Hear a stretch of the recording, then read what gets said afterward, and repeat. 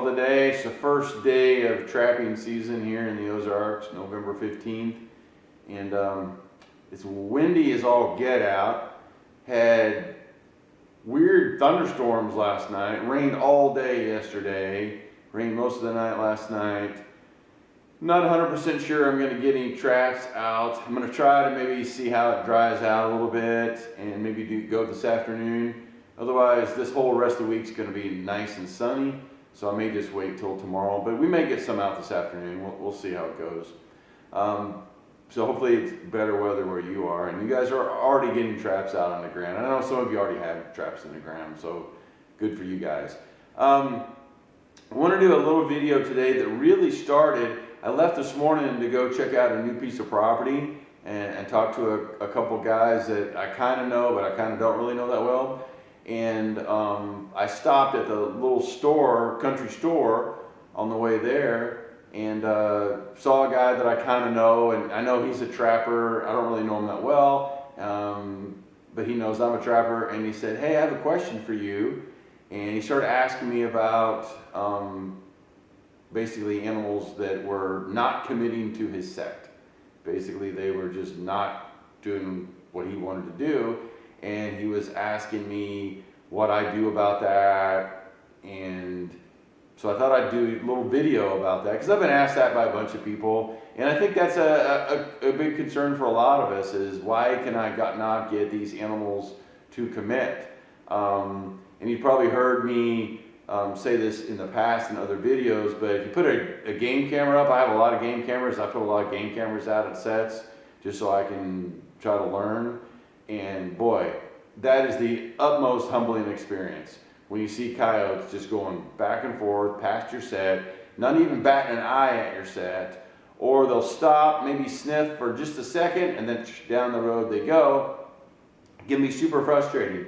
Most of the time, if you don't have a game camera set up, you don't really even recognize how many animals you're missing, unless it's snow or mud, or you're in an area where you get tracks pretty easily. Here where I am, the ground is so hard, unless it's muddy, you can't, or snowy, you can't get tracks most of the time. So you don't always know. So I thought I'd do a quick little video about what I do when I have animals that don't commit, or that refuse to commit. And I'll kind of break it up between like coyotes and bobcats, really. So what do I do when I see that coyotes are just going past my set and they're not batting an eye, they're not moving along, they're not stopping, they're not slowing down, or maybe they do slow down, they sniff, and then they just keep on going? And the answer to that is, I don't do anything. I just let it be. I think the worst thing that you can do is go in there and start messing with those sets. Adding different lures, or adding more lures, or adding more baits, or adding this, or adding that.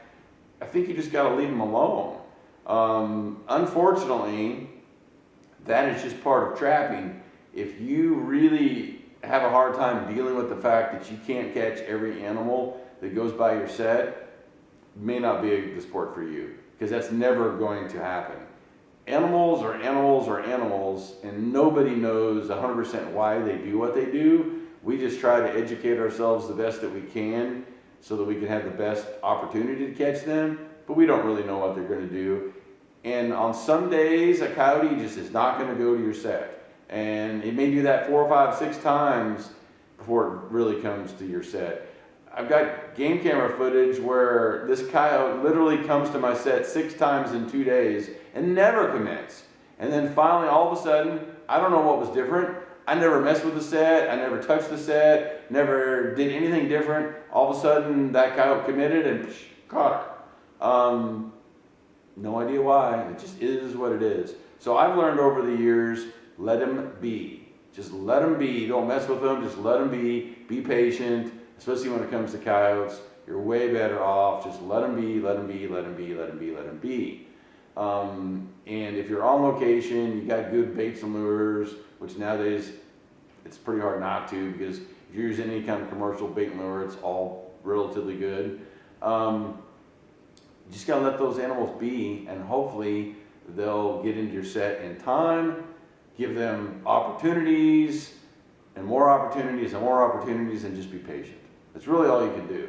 Going in there and messing with it is just going to make your life more difficult and make that animal more phobic and more skittish. But what about a bobcat? Bobcat's a little bit different, because if a bobcat goes to your set, he doesn't commit, but he just kind of stands there and looks at it. As you know, I like to put my traps out in front of my set, kind of in a Clint Locklear kind of way. 18 inches, 20 inches, something like that out in front. But let's say that cat hangs up 2.5 feet or 3 feet in front of your set, just scopes it out, looks at your flag, looks at your set, smells around, does whatever he does, and then leaves. Chances are that cat's not coming back. So you'll have to do something different now, because cats are driven by curiosity more than they are like a coyote looking for food or looking to steal something from another coyote like canines do. So you have to switch it up if you're going to catch that cat. So I will completely change maybe I was using a turkey wing or something. I'll get rid of that. I'll put a DVD up there. Maybe I was using dove feathers up inside my set, and I was using, I don't know, whatever I was using to try to attract them into there. I'll change that up. Maybe I'll get rid of the dove feathers and I'll put a Christmas decoration over there, or old stuffed animal, or whatever the heck I have to stick in there. And then maybe I'll also change whatever bait and lure I'm using and just try to change it up. Now I'll keep staying with whatever kind of cat smell I'm using, like bobcat urine, or if you're using bobcat scat, or feral cat scat, or house cat scat, whatever you're using to get that cat attracted to another cat. But everything else I'll change, give him a completely different look, because he has to have something different to look at, because now he's already realized there's nothing there I can eat, nothing there I can have sex with. I'm moving on. I'm not curious anymore. Got to give him something different. So if a cat's not committing, change it up. Give him something different to look at. If a coyote's not committing, let him be, leave it alone, be patient, sow it for seed, let it keep fishing, let it keep working, let it keep doing this thing. Don't mess with it. Just let it be, let it be, let it be. And overall, I think those two things will help you.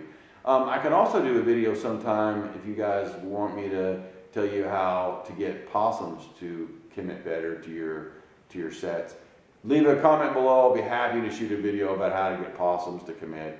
I'm pretty good at getting those things to commit. So just let me know if you want that down below. Otherwise, be careful out there. Have a good day today. Get some traps in the ground. Maybe I'll put some traps in the ground today. We'll see. Talk to you later. Be careful.